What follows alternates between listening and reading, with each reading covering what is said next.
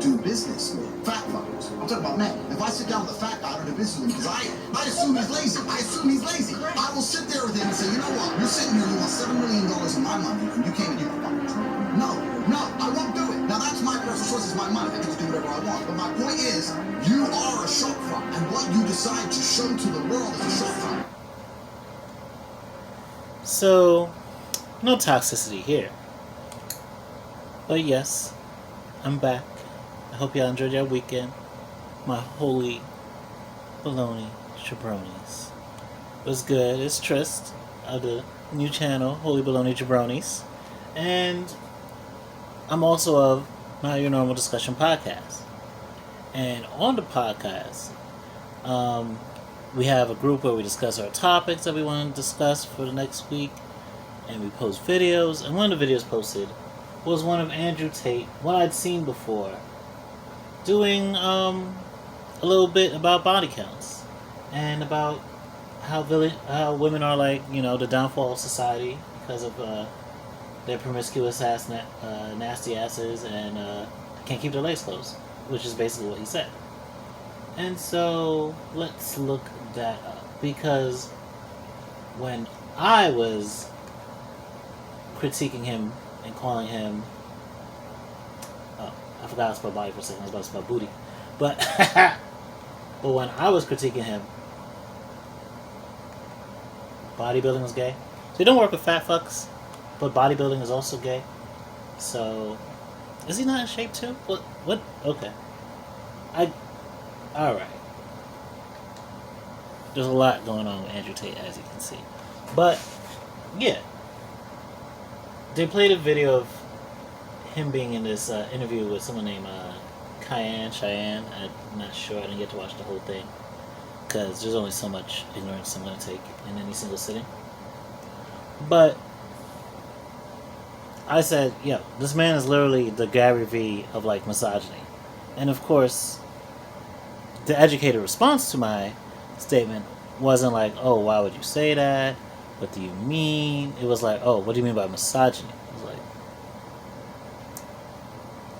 listen, just because I'm here out, you know, exposing things and defining shit and, you know, putting out all the shit doesn't mean I'm a motherfucking Google in this bitch. So I told him, hey, thanks for the episode idea, because I thought about doing this before, but the topic we were going to do it on moved on. I was like, yeah, thanks for giving me this idea. And yeah, let's watch this video that they sent. This looks like a shorter version, but same basic point. If I could find a whole 2-minute video, that would be better of the clip, but it is what it is if I can't find it. Yeah. Tate Brothers, who has a higher body count. So I guess body counts good for men. Let's before we go into their discussion of what women and their body counts are, let's look at this first. Agreed. Right. Who has more girls? You're the handsome one. Yeah. Well, you know, I will actually say, in terms of quantity of women in your, let's say, current roster, typically the number, I will have a higher number. Typically. However... Yeah, it must be so infuriating to have to sit with these two motherfuckers and listen to that same voice parrot each other all day long. Must be annoying as fuck. Unless I don't know. Unless you like being in an echo chamber, then the perfect group for you to be with. We've actually had comments from people who come to visit us in Romania saying that they know professional athletes that don't have a roster of the size and quality of yours.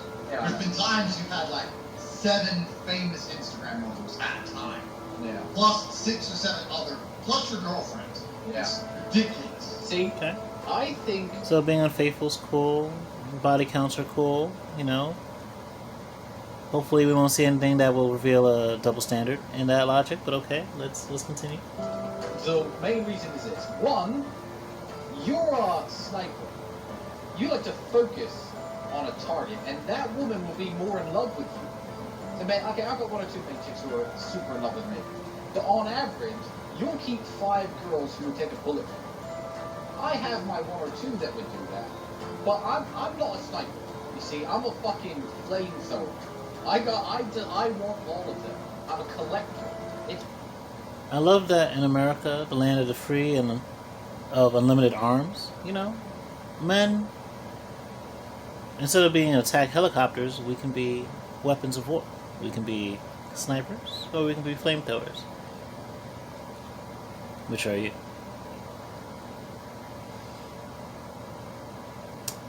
I don't know, I'm more of a pacifist, but I'll get gully if I need to. But I can't. Put in the comments which kind of weapon you think I am and which kind of weapon you think you are.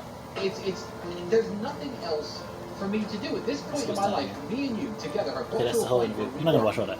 10 hours a week. That's it. And I have the money, I have the fucking influence, I have the charm to get as many women as I want. That's my hobby. That's what I like to do. Okay. So we got the basic point. You know, getting multiple women, that's good, you know. Having a high body count is not a problem. At least for men. Let's see what the body count situation is for women. How can you be high value? 50 minutes. I'm just going to say why is it unacceptable? A body count is probably the number one most easiest way to judge values. I actually think that no, I'm going to say this. I think 99% of the world's problem. 99 pounds with a bitch one. He said 99% of the world's problems. So I guess we're factoring in climate change and climate devastation. We're talking about inflation. Let's see, we're talking about the potential of nuclear war, since we're at war with Russia, by proxy what's going on in Ukraine. Talking about the whole supply chain crisis going on. You know, crime in general, police brutality. All these problems. Poverty, all that. It goes back to this. Let's see. And no one's going to understand this. You can extrapolate. You can listen to this statement and extrapolate it out to it. When someone tells you you're not going to understand this, you're not going to understand, but you can still extrapolate it, what they're asking you to do is get ready to do some mental gymnastics. They're asking you to do some Terrence Howard type of physics. Alright, you see where we're at with this? Like, you gotta get in the place of imaginary numbers and like just throwing out whatever fake statistic works for you. Alright? Once you get to that place, no one can ever question you on anything you believe. Alright. Society at large. I think 99% of the world's problems would be solved if females walked through life with their body count. Because it would prevent all of the disintegration of morals. It would prevent so many things about the world. You know? Would it though? Because he's not suggesting this for, you know, his homies. He's not like, they were just talking about who has higher body count and like is a congratulatory thing. So I don't see them being at the point of saying, you know what, men should also have their body counts displayed in their heads. And you know what, then we can high five and can congratulate each other. We can laugh at the losers who have 0, you know, who have like a less than 10, whatever it is, less than 20, less than whatever number we think is the appropriate number. And with women, you know, I guess their morals would be fixed by that. Like, I don't know if I have to define misogyny and sexism and, you know, chauvinism to you guys. I hope you're, you know, you have Google, you have the internet, you have the dictionary. But whether he's playing a character or not, and I've seen certain videos, you know, oh, he's playing a character, even though, like, you know, he was arrested, not actually, locked up, not convicted, so, but arrested for potential kidnapping, human trafficking. We'll get into that later. I saw H3 looking into that, so we might go to that video after this. But there is quite a weird contradiction that, like, oh, women, if their body count is, at the start of this, she just threw out a number, I'm sure she's not saying she's had 50 people.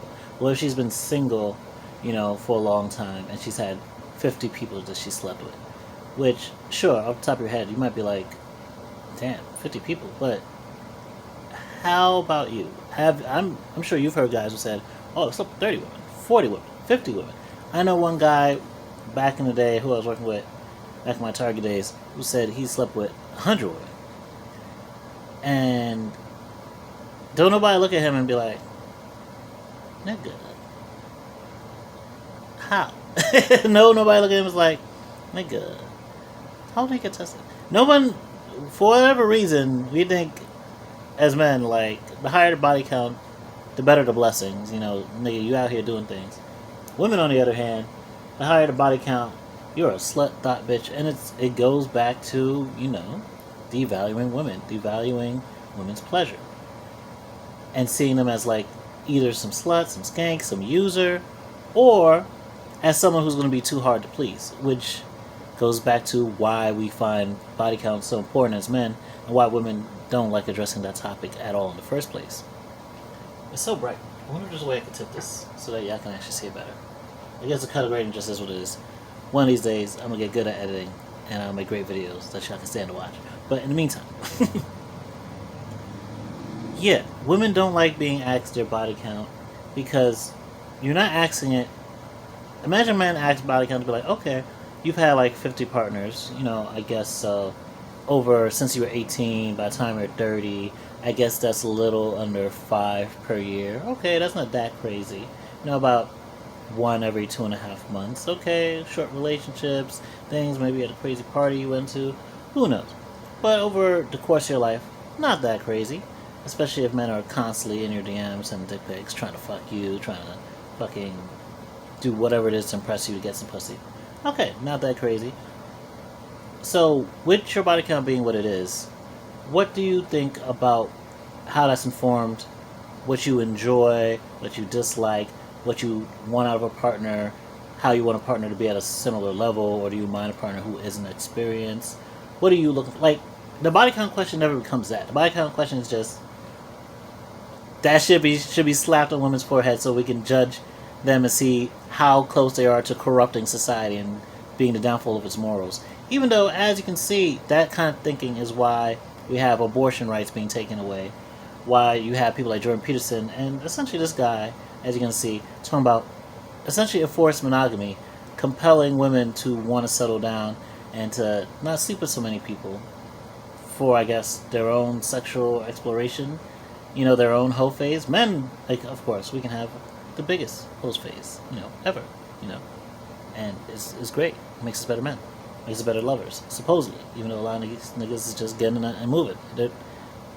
There's not a lot of glory to a lot of men's motherfucking body count, because imagine if on our foreheads was a label saying, ooh, how many women, not that we slept with, that we actually sexually satisfied, how many women have we, like, fucking cheated on, how many women have we dumped, how many women have we put in precarious situations, how many women, you know, the list could literally go on. And that would literally be, you know, the oppression that women have to deal with. But no, we don't think about our end of, like, how we contribute to the downfall of society. Everything is just women and men competing to fuck her, and the downfall is that. And it's very, like, the worst kind of fundamentalist, like, reading of the Bible, the worst kind of patriarchal values. But let's continue. And women would be like, to be with me as a man, I don't want to put another number on my forehead. You have to be a good man. And then stop fucking these idiots and stop being idiots. And all the idiocy would disappear. All the degeneracy would disappear. Families would return. So he thinks all that would come from just, if we could literally just judge women like a product. And this is something I'm going to probably bring up on the podcast for tomorrow, this week's podcast, because we have a subject about, you know, do women have more options? You know, spoiler alert. Do women have more options, you know, when they're younger of men to have sex with? And do men have more options of women to marry when they get older? So, I mean, obviously answer yes, but the thing I'm going to bring up is how we very much underestimate the impact of capitalism in the decisions we make, even in love. Like, capitalistic realism, as you can see, I've been researching. But let's see, Andrew Tate.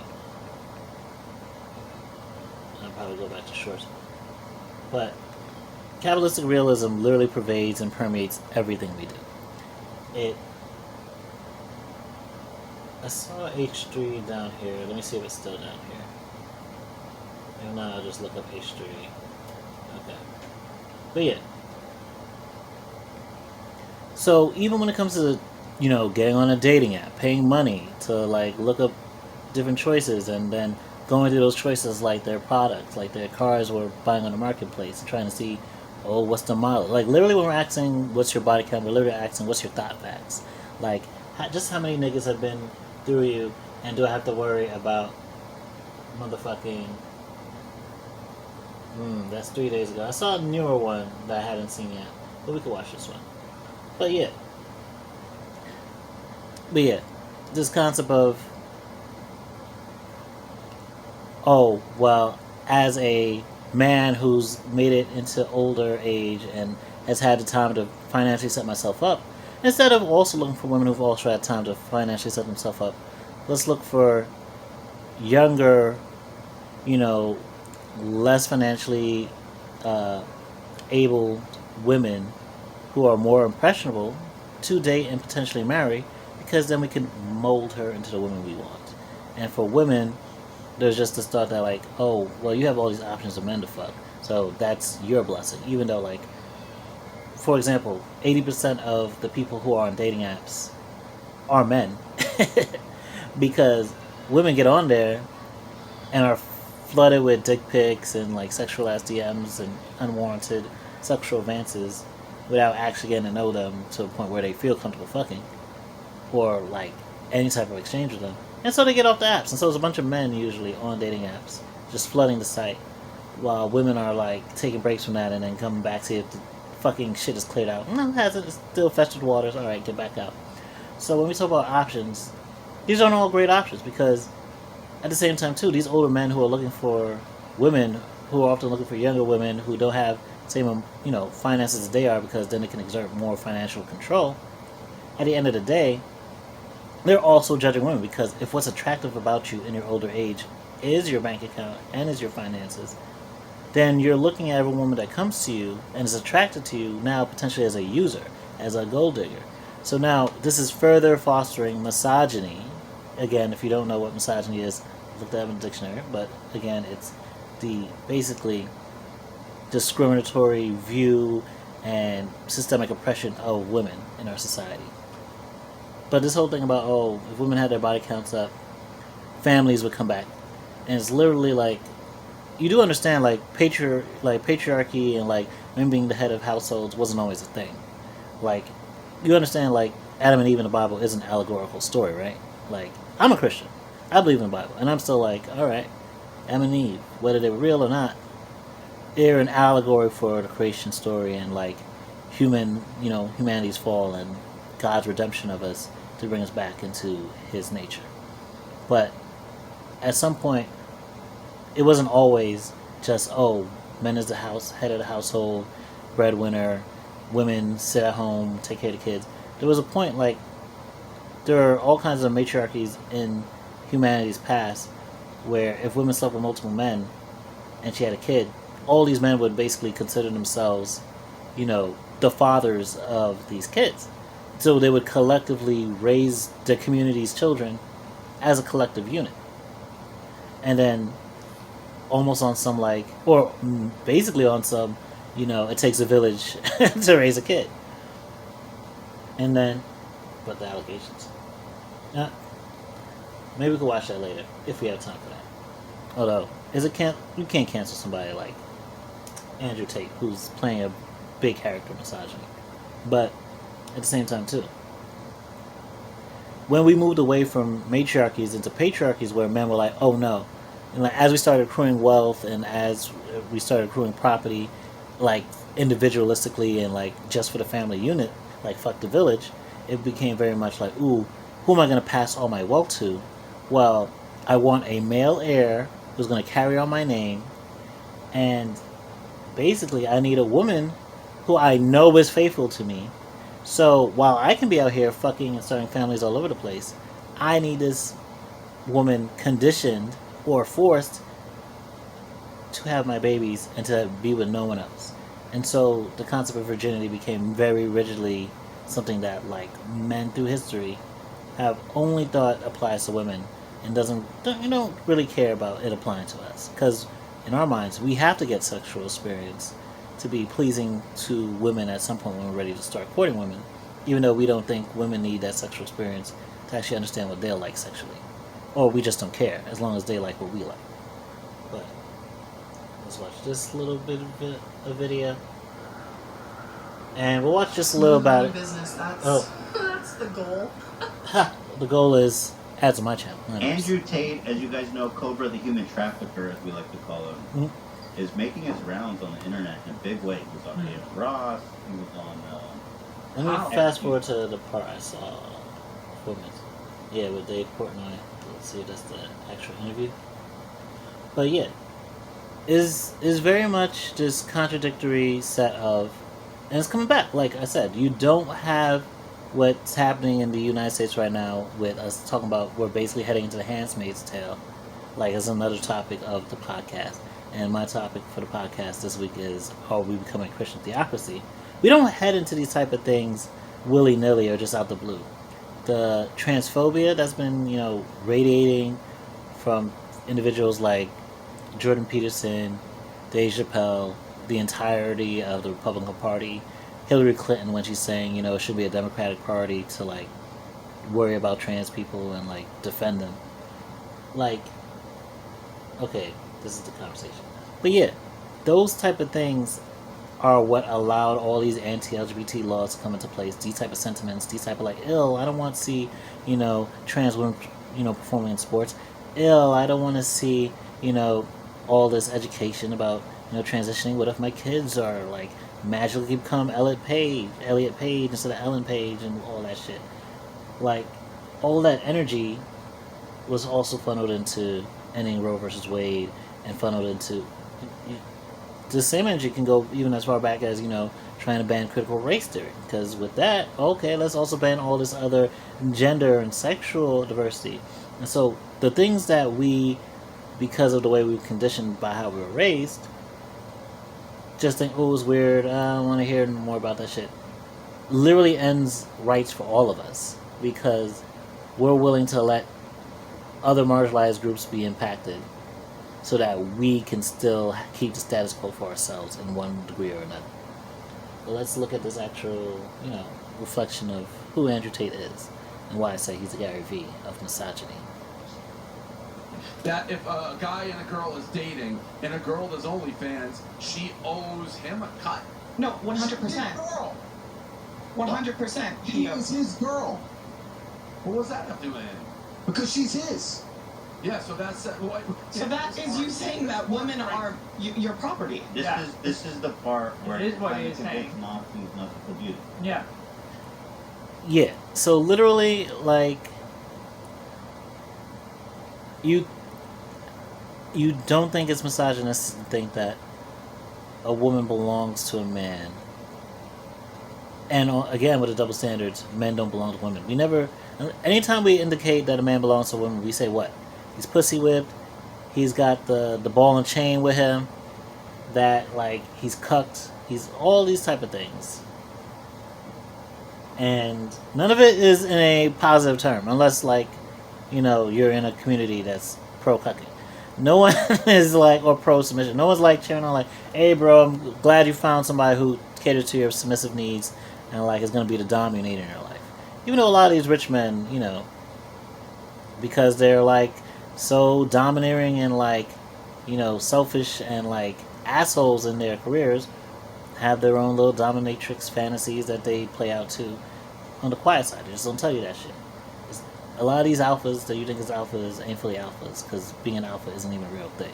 It's a sociological concept that comes from a misunderstanding of wolves in nature. But we don't have time to get into all that. I'm just going to go into a little bit of this further, but I need you to understand misogyny is literally the double standards. It's literally saying, hey, this is perfectly fine for men to have these high body counts and to see women as his, and to take a cut of her OnlyFans money. What is he doing? Is he managing her? Is he shooting the camera? Is he what is he doing? And then how much of cut? You're just a pimp. And literally that's what, he was looked at by the FBI for being a pimp and a trafficker. If I had more time, I'd find you the video where he says, he moved to Romania because they don't really give a fuck about date rape there. But Let's hear a little bit what they're saying and skip a little bit it's further. Not the same thing he's saying. Yeah. And you're not going to talk reason to him. You're trying to convince him of something that's utterly nuts on its face. You know what I mean? Yeah. It's not. It's like you're putting this guy. He's entertaining and he's funny and he's crazy, but he's serious. And that, Yeah. So even if he was playing a character, even if he does, like, one, I believe he believes what he believes, because he has basically got OnlyFans, like, convinced girls, like we saw with the interview with the two brothers. They were talking about, oh, you will get girls who will take a bullet for you, and you get them to love you, and then you basically make them your OnlyFans models, and then you basically essentially take their money. And that's how you're profiting. And that's how you're getting rich. And that's what you're doing for money. And even if he still sees the contradiction, one, he's built himself into this. Like, sometimes as like, what you pretend to be is who you are. And that's literally what's going on with this. Because he wasn't always like this. He was once some shy, insecure motherfucker. And there's a lot of insecure motherfuckers out there who watch him and then take on these personas and become monsters. And blame it on, like, oh, this is just what I had to do. Or, oh, I'm just being character. Oh, I'm just trolling. You can't be a troll all your life. And if so, you're going to pay the gate toll at some point. But let's get a little bit further ahead into the rest of the interview. Everything he said pretty much. As we're coming up, we're going to skip that soon. I mean, I guess his top clips would be. if you, choose a different energy perspective. What oil company is telling us this? This would be great.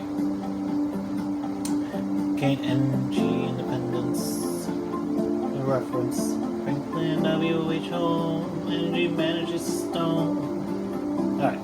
Anyway, we don't have time for that. It's literally coming up on 30 minutes, so let's see what else. if you could find some, that'd be cool. I'm gonna keep watching this clip and let me know if you find anything interesting about that. It's not about being property, it's about the fact that she belongs to him and the intimate parts of her body belong to him.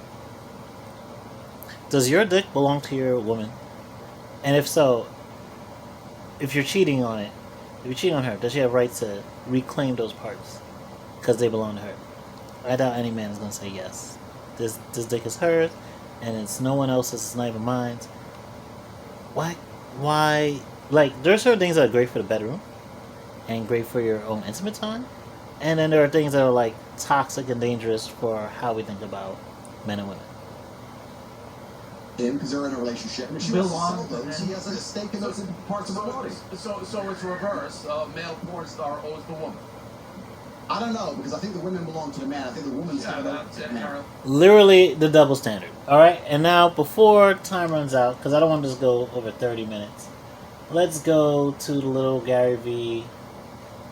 I seen this thing that, what's their name again? Tiny Meat Gang? Noel and, let me go, Gary Vee.